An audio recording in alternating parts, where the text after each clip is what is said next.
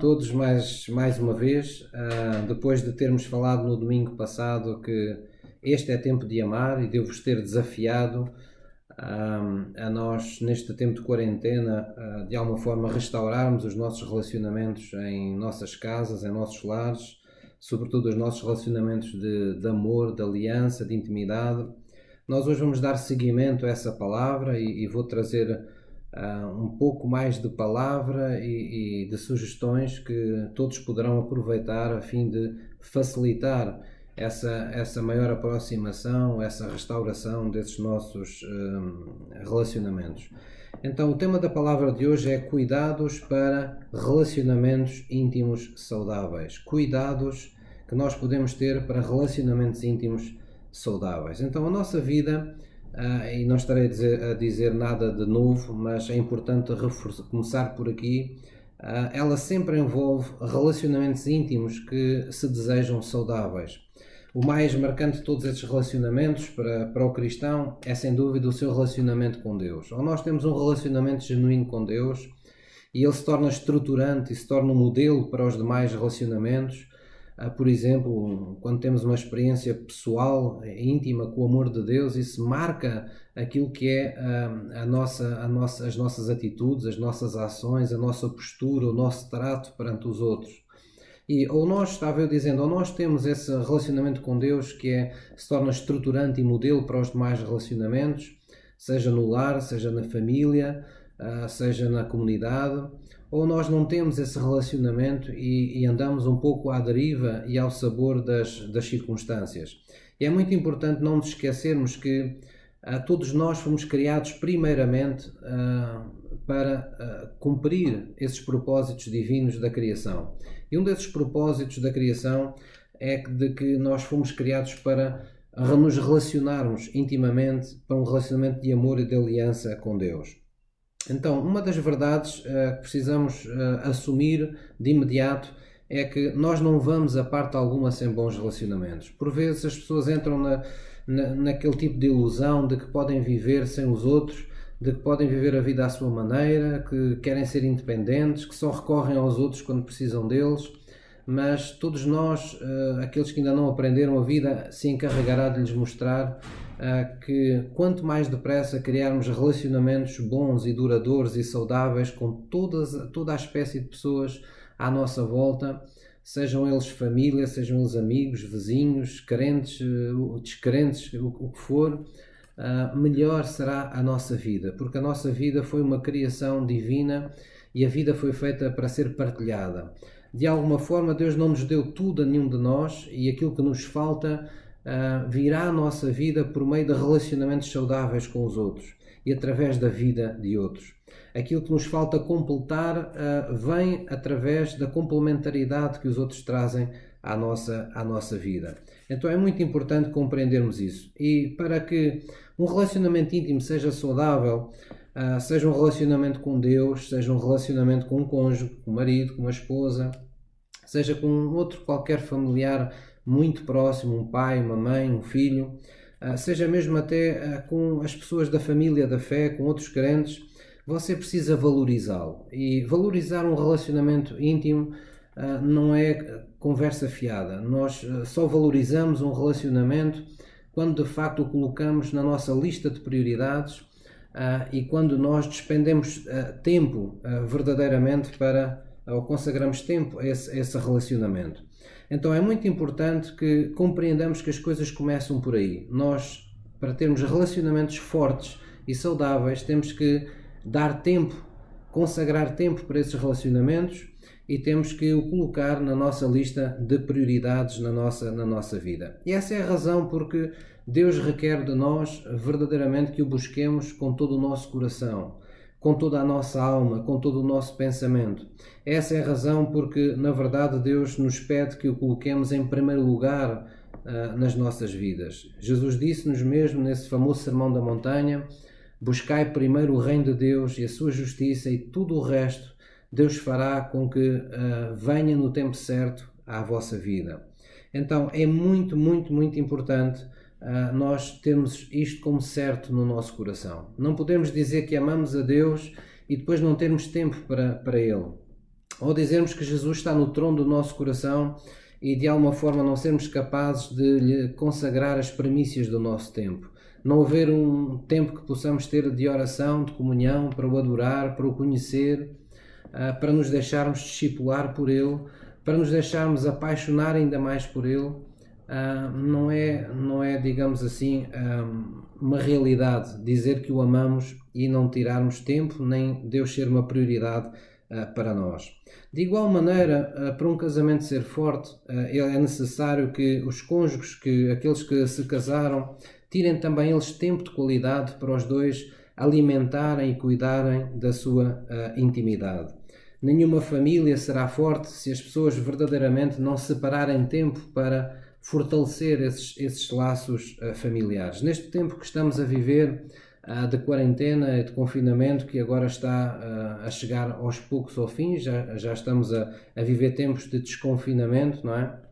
Mas onde as pessoas ainda estão muito limitadas e onde muitas ainda continuam a trabalhar em casa. É muito importante compreendermos que passar juntos, quando as pessoas passam juntas numa família, tempos de adversidade e estão verdadeiramente unidas, são verdadeiramente íntimas umas às outras, esses tempos de dificuldade tornam os laços familiares ou matrimoniais muito mais fortes. No outro sentido, sempre que nós vivemos experiências que nos são traumáticas, que nos são adversas, mas os corações estão afastados, a alma das pessoas está afastada, as pessoas vivem de costas voltadas umas para as outras. Isso faz com que a adversidade, ao contrário, ao invés de as unir e de as fortalecer ainda mais os seus laços, no final as deixa ainda mais divididas. E, portanto, devemos ter atenção a esse tipo de situações quando queremos cuidar de relacionamentos íntimos de amor e de aliança. De igual maneira, nenhuma igreja será verdadeiramente forte se na hora de comungar, de ter comunhão, todos tivermos coisas mais importantes para fazer do que estarmos juntos. Seja para cultuar, seja simplesmente para comer juntos, seja para conviver. É importante darmos tempo e colocarmos como prioridade as coisas que de facto precisam ser valorizadas e que têm importância na nossa vida. O valor que damos a um relacionamento íntimo também está relacionado com o desejo envolvido entre as pessoas. Tem tudo a ver com o desejo que está envolvido entre as pessoas. Não é por acaso que Deus nos diz e nos lembra de que espera de nós um constante primeiro amor. Espera que o cristão viva apaixonado, de graça em graça, de glória em glória. Não é por acaso que Deus faz da Bíblia aparentemente um livro que começa por ser um livro oculto ao nosso entendimento e que Ele promete revelar os seus segredos àqueles que o temem. É como se Deus, à medida que o nosso relacionamento com Ele é mais genuíno, é mais prazeroso, Deus vai soltando, não é? Como novidades boas para nós, os seus segredos. Vai-nos revelando coisas novas, de forma a nos manter sempre entusiasmados, sempre apaixonados no nosso relacionamento por Ele. Há passagens bíblicas onde Deus alerta e se queixa da perda do primeiro amor. E, portanto, essa é uma forma de Deus nos alertar para a necessidade de que num relacionamento íntimo, de amor e de aliança, nós precisamos de facto ter em atenção o nosso desejo envolvido. Não é? Haverá sempre os cristãos que para orar precisam que toda a gente, todo o mundo os esteja sempre encorajando e estimulando. Tens que orar, porque se não orares as coisas não te correm tão bem, porque tu precisas, porque se não fizeres é assim, se não fizeres é assado. E muitas vezes as pessoas acabam fazendo não porque amam a Deus, mas porque temem algo mal que lhes possa suceder. E há outro tipo de crente ou de cristão que sempre que tem um tempo, ele tem prazer em tirar um tempo para conhecer um pouco mais de Deus, ou para o adorar, ou para conhecer algo mais através da Bíblia. E portanto isto tem a ver com desejo.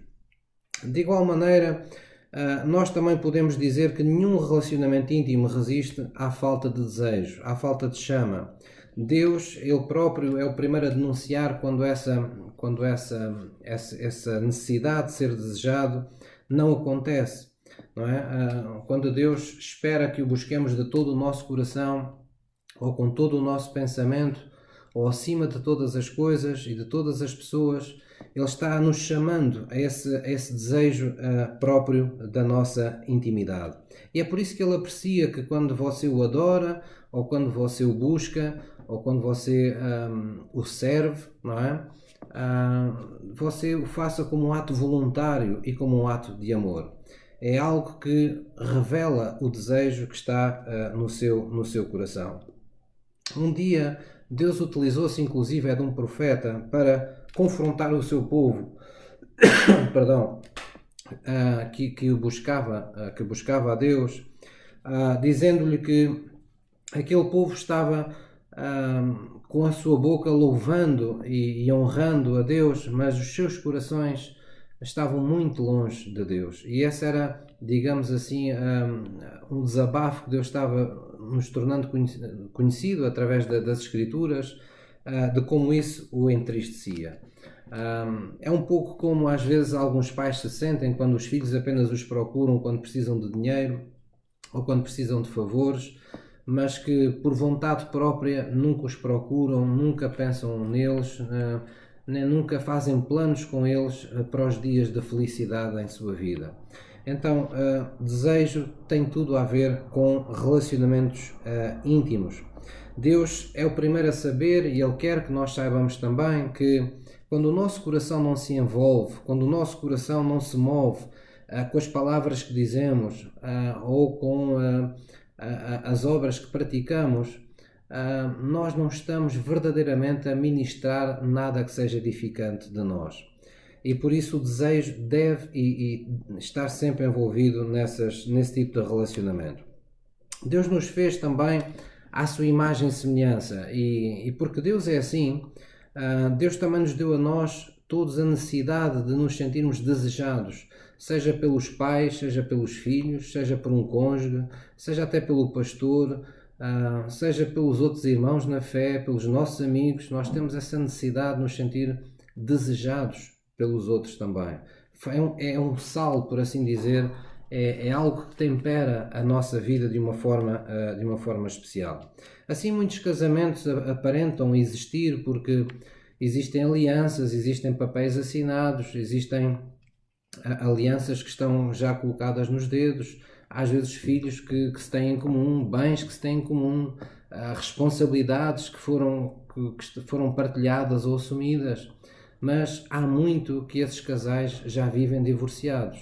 Exatamente porque, apesar de todas esta panóplia de coisas que envolve o seu relacionamento, lhes falta o mais importante, que é o desejo que move a alegria de estarem juntos, a alegria e o prazer de viverem na intimidade e de partilharem a vida um com o outro.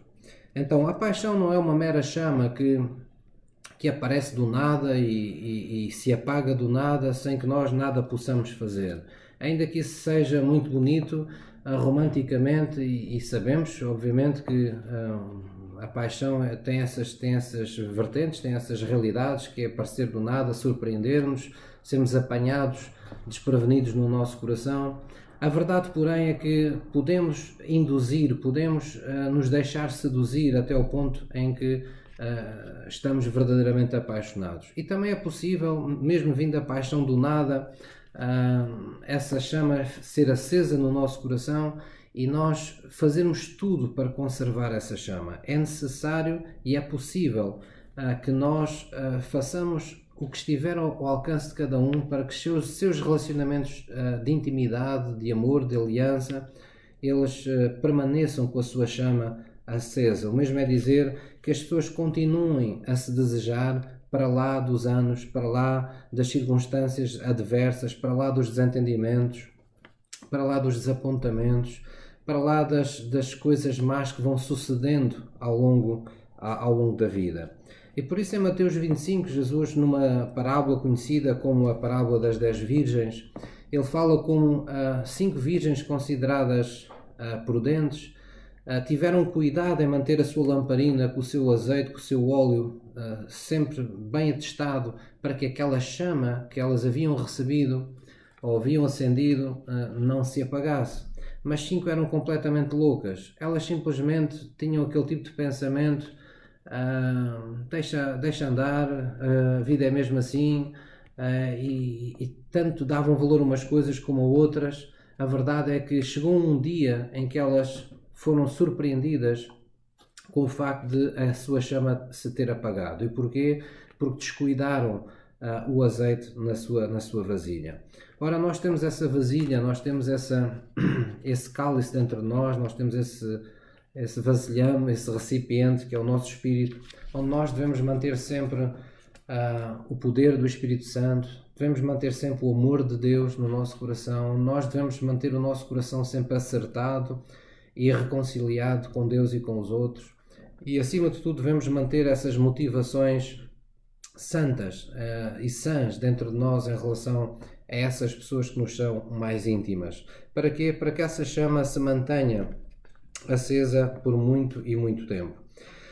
De igual maneira, muitas igrejas também elas aparentam, de certa maneira, existir porque as pessoas dizem bem, eu pertenço a tal igreja, ou simplesmente aparecem nos cultos, mas por vezes há ali uma multidão, há ali um monte de gente que ali está, mas que não se considera interdependente. As pessoas vão à igreja, ao local de culto, mas muitas vezes não se consideram pertencentes aos outros, nem consideram que a vida dos outros lhes pertence a eles.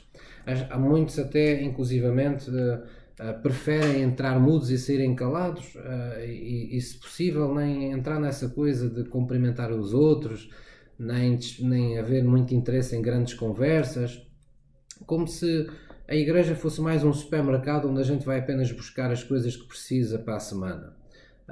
Mas isso não é ser igreja. Tem que haver sentimento de pertença, tem que haver sentimento de unidade, de família, na fé, e acima de tudo nós temos que compreender que é na vida no corpo que a nossa vida individual com Deus é mantida. É ali que ela é potenciada ao seu máximo potencial. Então não podemos ceder ao individualismo, não podemos ceder ao entregarmos à desconfiança uns para com os outros, mas temos na verdade que seguir tendo esse sentimento de desejo. Devemos desejar estar juntos, devemos desejar estar na companhia uns dos outros e sermos uma bênção para os outros e estarmos na expectativa de receber algo de bom dos outros. Valorizar o nosso relacionamento íntimo também tem a ver com a atenção e o cuidado pelas pessoas envolvidas. Tem a ver com a atenção e com o cuidado pelas pessoas envolvidas. Quando nós falamos de santificação, não estamos falando de uma mera doutrina. Nós estamos falando antes na forma que nós temos de mostrar atenção e cuidado pelas coisas que mais agradam a Deus e que mais o entristecem.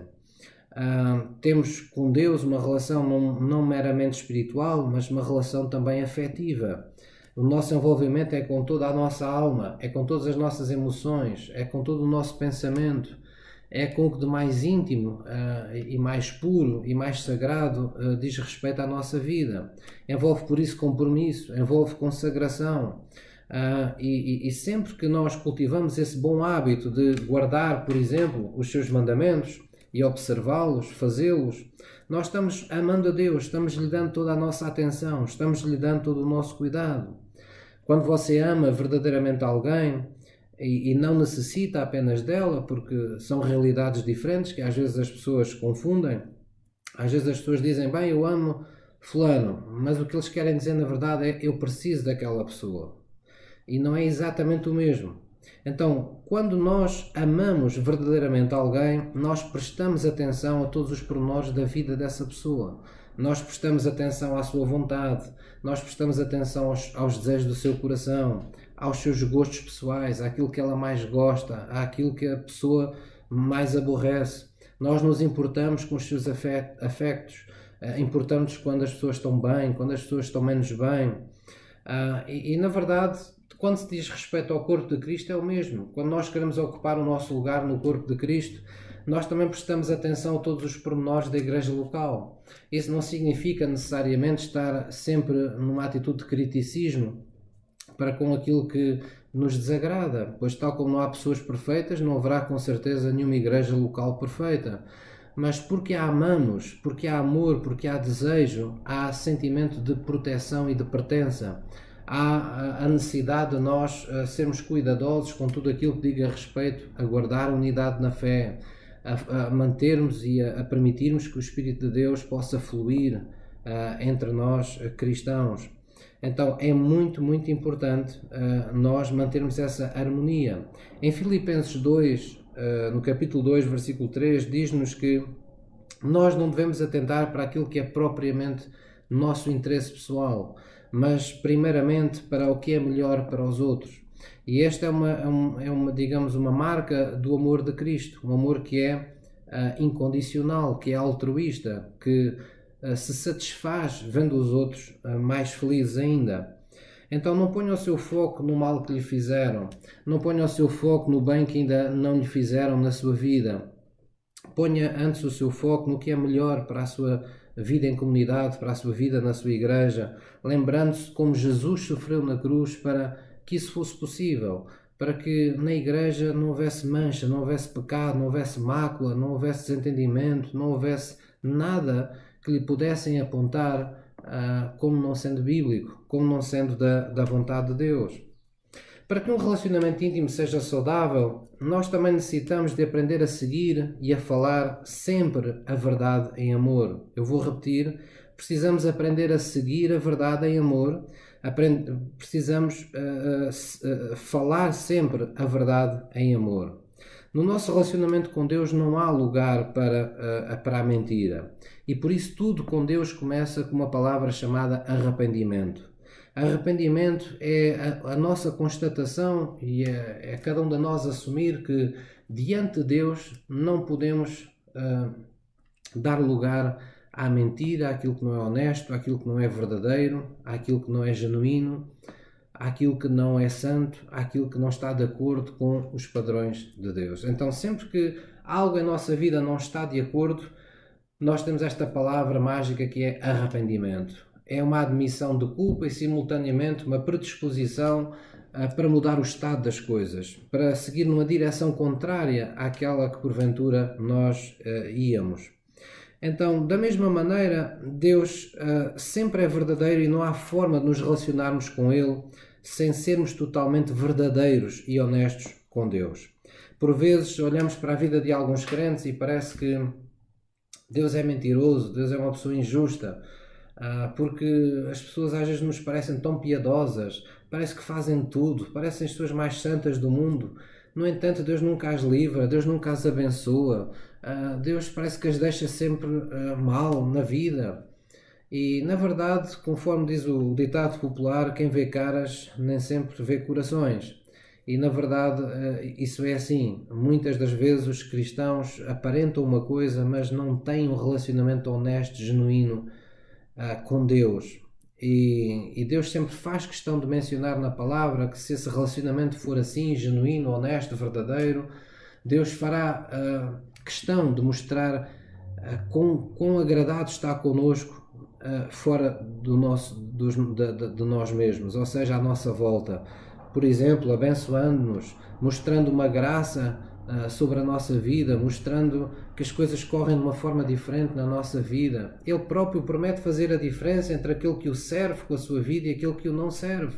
Não porque ele ama as pessoas de forma diferente, mas porque ele quer mostrar a todos os que ainda andam longe da sua presença qual é o melhor caminho. E nada como mostrar o que ele é capaz de fazer na vida daqueles que de facto se convertem de coração a ele. Então, da mesma forma, nós podemos dizer que quando falamos de relacionamentos conjugais, muitas vezes estamos falando de relacionamentos onde abundam os fingimentos, as dissimulações, e para muitas pessoas isto é normal. Alguns gabam-se inclusivamente da arte que têm de mentir, de dissimular, de manipular emocionalmente as pessoas mais íntimas na sua vida. Falamos muitas vezes de relacionamentos onde prevalece a desonestidade, a deslealdade, a falta de respeito, o comportamento malicioso, a desconfiança. E essa é a razão porque a intimidade e a paixão se perdem. Deixou de haver confiança, deixou de haver pureza na relação. Então, há pormenores que nos parecem insignificantes e que todos os dias podem minar esse relacionamento íntimo que se deseja saudável. Por exemplo, quando entre um casal se partilham segredos do coração ou coisas que são partilhadas na intimidade e que o outro resolve lançar na cara do seu cônjuge num momento de discussão, num momento de desentendimento, ou simplesmente torná-lo num tema de conversa entre os seus amigos ou entre as suas amigas. Por exemplo, quando um dos cônjuges tem um gesto amoroso para com o outro, um gesto atencioso, e isso é interpretado da parte do outro como uma licença para abusar. Fizeste-me isto, fizeste esta cedência, então agora vamos ver onde é que cedes mais, não é? E a pessoa estica um bocadinho mais a corda. A outra pessoa quis ser amiga, quis ter um gesto diferente, teve um gesto mais carinhoso, mais submisso, enfim, seja o que for, e outra pessoa logo a seguir aproveita isso para tentar esticar mais ainda a corda. Tudo isso são coisas que traiçoam a confiança e na intimidade.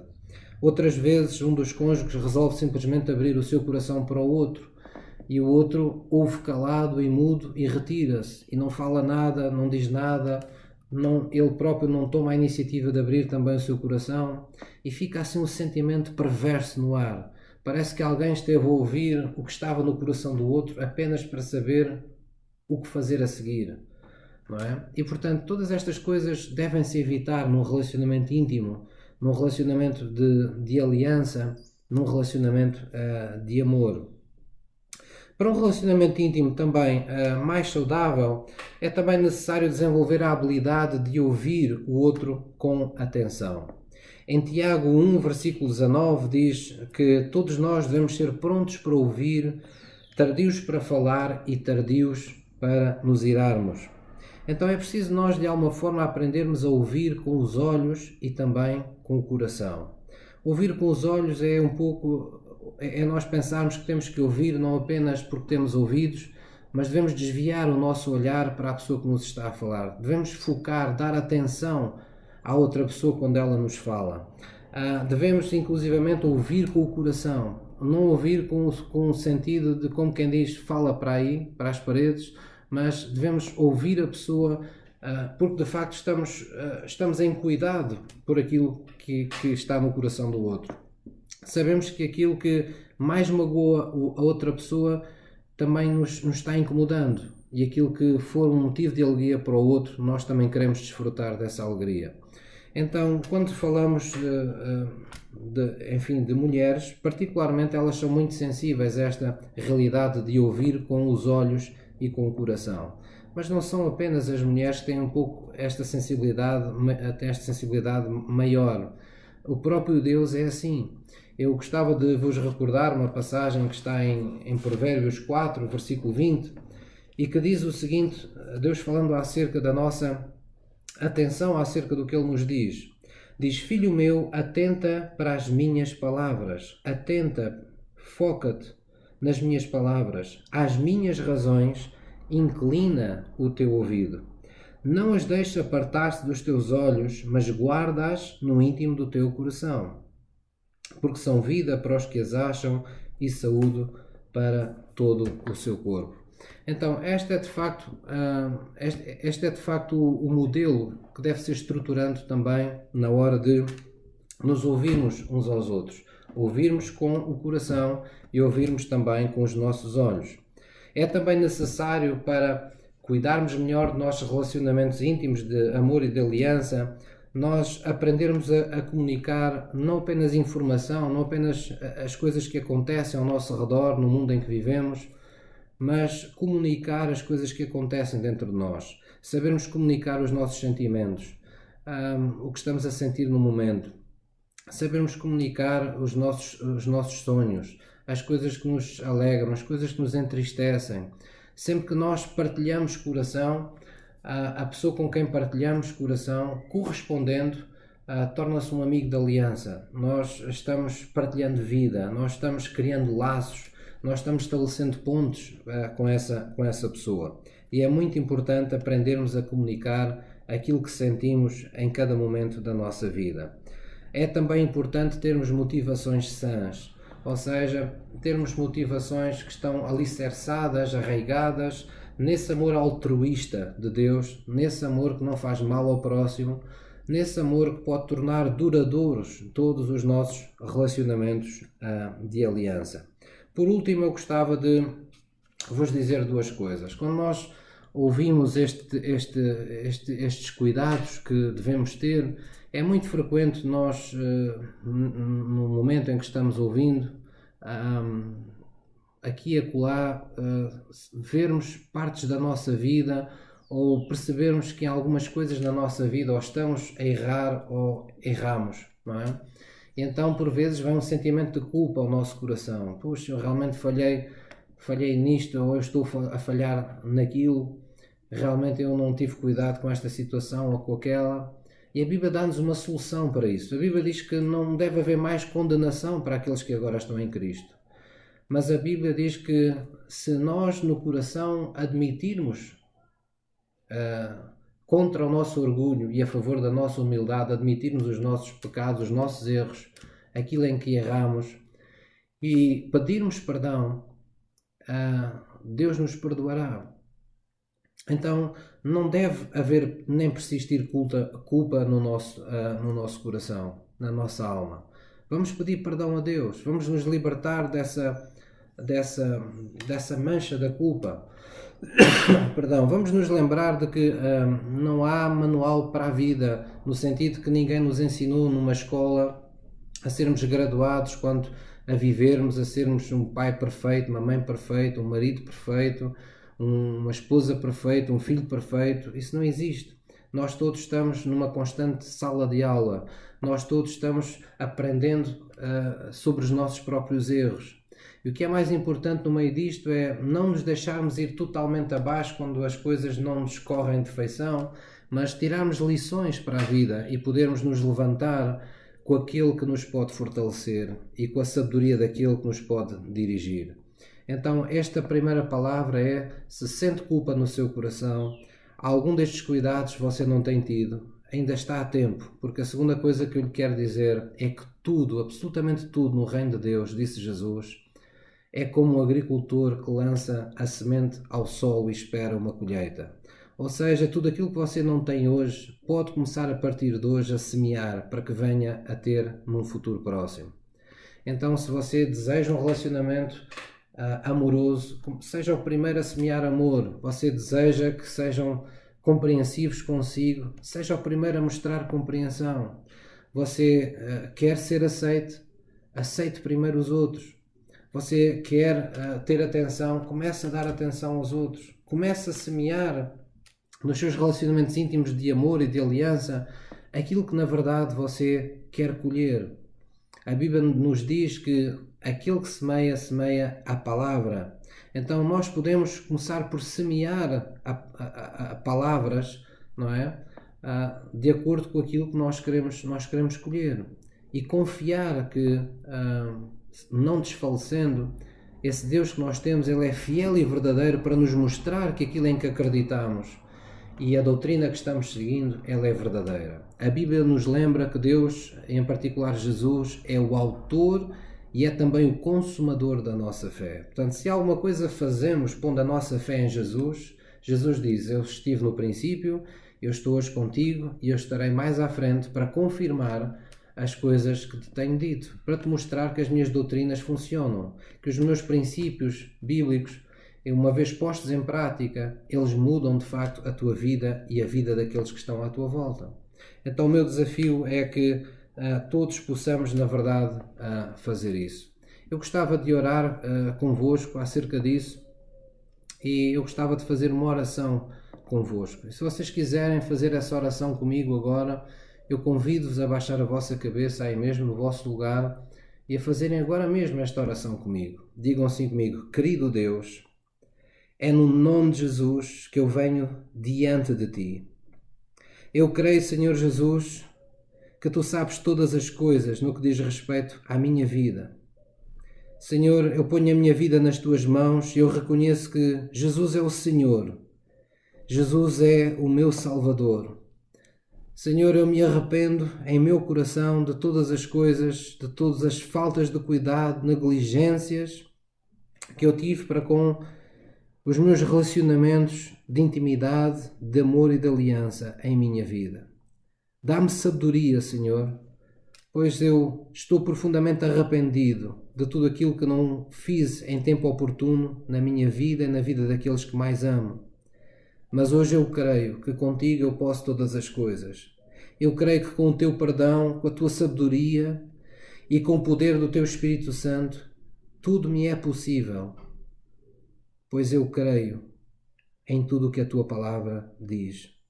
Senhor Jesus, é no nome de Jesus que eu Te peço hoje que me ajudes, Senhor, a restaurar todos os meus relacionamentos e a torná-los saudáveis na Tua presença. Querido Espírito Santo, vem à minha vida agora e retira do meu coração todos os maus sentimentos que porventura tenham entrado nele. Faz-me andar, Senhor, segundo a Tua luz. Vem dirigir os meus pensamentos. Vem dirigir as minhas atitudes. Vem-me dar sabedoria e vem-me criar as oportunidades que eu necessito para restaurar todos os relacionamentos que em minha vida necessitam ser restaurados. Em nome de Jesus. Abençoa, Senhor, todas as minhas sementes e confirma a minha fé, Deus, para que a minha vida seja louvor ao Teu nome. Para que outros, vendo a minha vida, possam Te louvar, possam Te adorar e possam desejar esse Deus em sua vida. Em nome de Jesus. Obrigado pela vida abundante que me estás dando agora mesmo. Em nome de Jesus. Amém. Um bem-aja para todos vocês e não se esqueçam que a vida é feita de pequenos passos. Dê mais alguns passos do que aqueles que têm dado na sua vida. E acredite que quando você se move em humildade na presença de Deus, procurando as soluções para a sua vida, Deus é consigo para mostrar a sua fidelidade em sua vida. Deus vos abençoe.